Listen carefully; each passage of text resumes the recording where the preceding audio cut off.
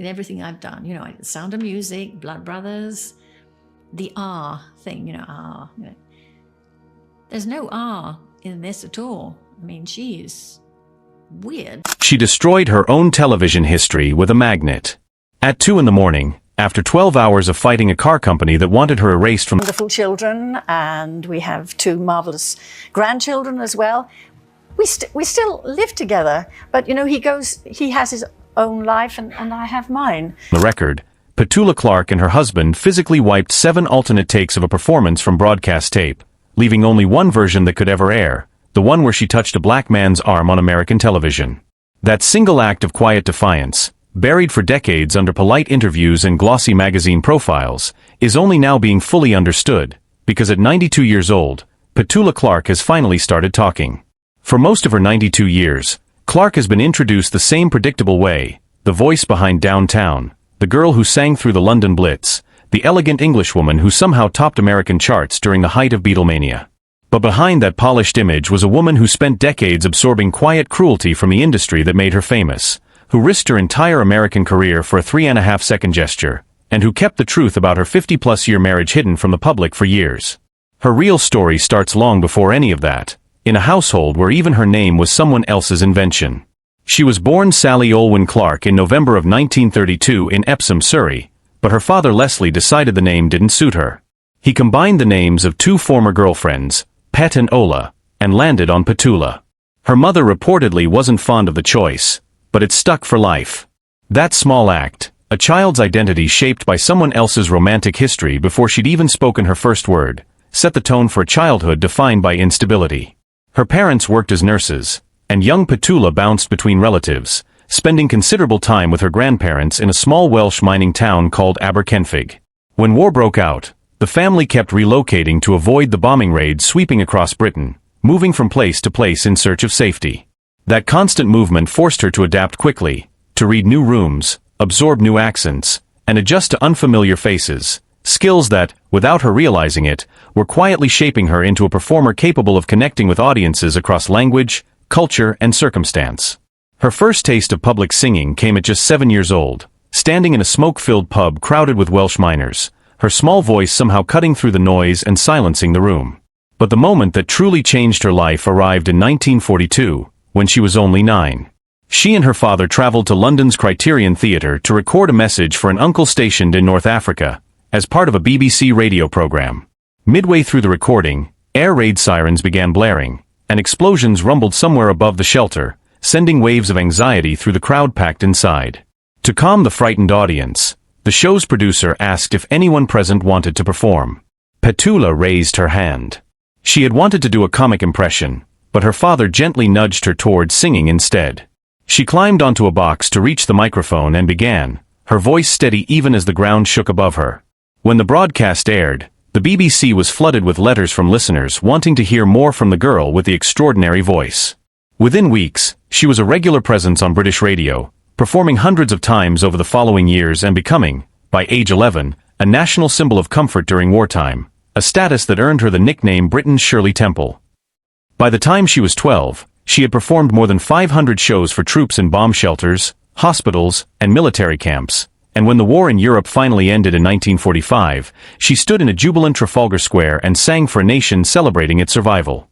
Her transition into film came almost by accident, when director Maurice Elvey heard her singing for troops at the Royal Albert Hall and cast her in a film despite her having no acting experience whatsoever.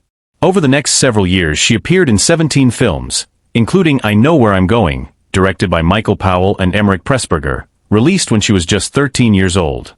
By 16, she had performed for Winston Churchill, King George VI, and Field Marshal Bernard Montgomery, and the press had rebranded her the Singing Sweetheart, a title that captured her growing stardom.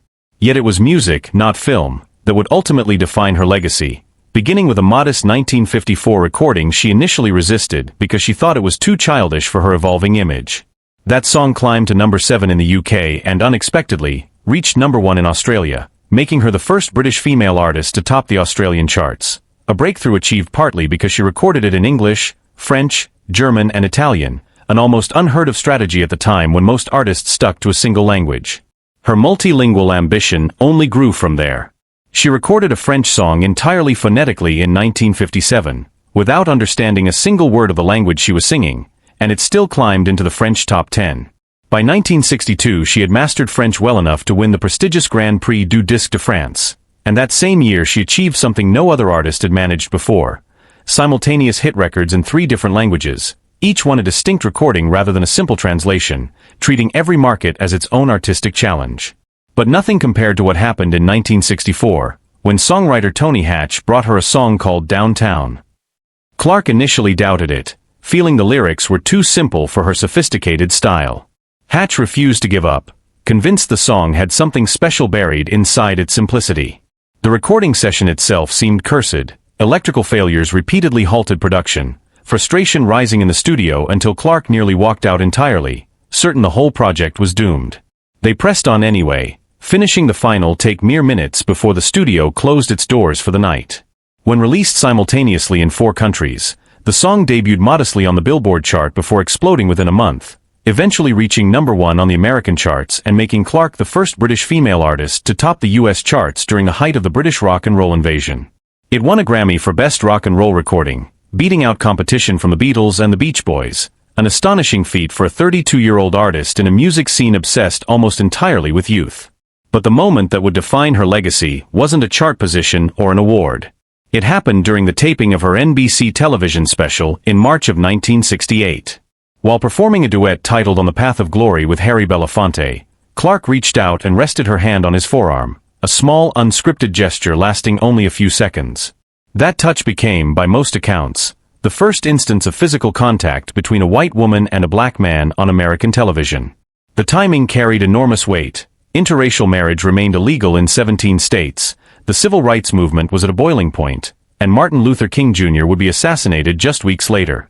A Chrysler executive overseeing the show's sponsorship was reportedly horrified, fearing the moment would provoke a boycott among Southern audiences and damage car sales, and demanded the scene be res-hot without any physical contact whatsoever. What followed was a lengthy, tense standoff between the network and the sponsor, one that reportedly stretched for hours. Clark refused to back down, and in the early hours of the morning, she and her husband oversaw the destruction of every alternate take of the performance, ensuring only the original footage could ever be broadcast. When the special finally aired just days after King's assassination, the touch remained fully intact, and the sponsor's pressure campaign had failed entirely.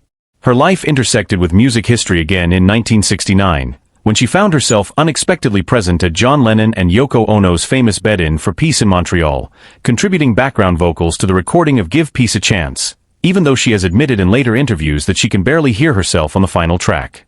That same era brought darker experiences too, heckling from divided audiences during Quebec's politically tense climate, and a deeply uncomfortable encounter with a powerful producer who lured her to a hotel room under the pretense of a business meeting, an experience she kept quiet about for decades because speaking out at the time could have ended her career entirely. Her personal life carried its own quiet complexity. She married French publicist Claude Wolff in 1961, and together they raised 3 children, Barbara, Catherine, and Patrick, while he managed her career for over 60 years. But in 2013, after more than 5 decades of marriage, Clark revealed that she and Wolff had not lived as a romantic couple for years, choosing instead to remain legally married while leading largely separate lives, bound by loyalty, shared history, and continued professional partnership rather than romance. When Wolff passed away in March of 2024 at 93, Clark described her grief as overwhelming in a heartfelt public post, closing a partnership that had spanned 63 unconventional years, one that had evolved from passion into something quieter but no less enduring.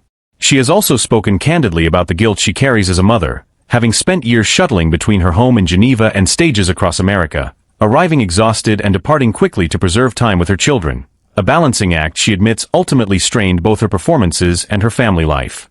Even now, she says, that guilt has never fully disappeared, no matter how many times her children reassure her.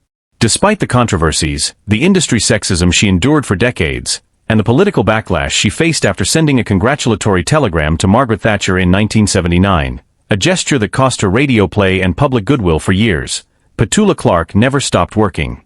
She was inducted into the Songwriters Hall of Fame in 1998, recognized not just as a performer but as a composer in her own right. She continued releasing new music well into her 80s, toured extensively in her mid-80s across cities she hadn't visited since the 1960s, and remained a working artist long after most of her contemporaries had quietly retired. At 92, she now lives with what she calls her weird, wonderful children and 2 beloved grandchildren, still carrying the memory of a man she loved in ways the public never fully understood until she chose to explain it herself. Her story, stripped of the polish and the chart statistics, is ultimately about a woman who refused to disappear quietly, who fought for dignity in rooms that offer her none, and who, even now in the quiet of her 9th decade, is still finding the courage to tell the truth. Not for headlines, but simply because after 92 years, she has earned the right to finally be heard on her own terms.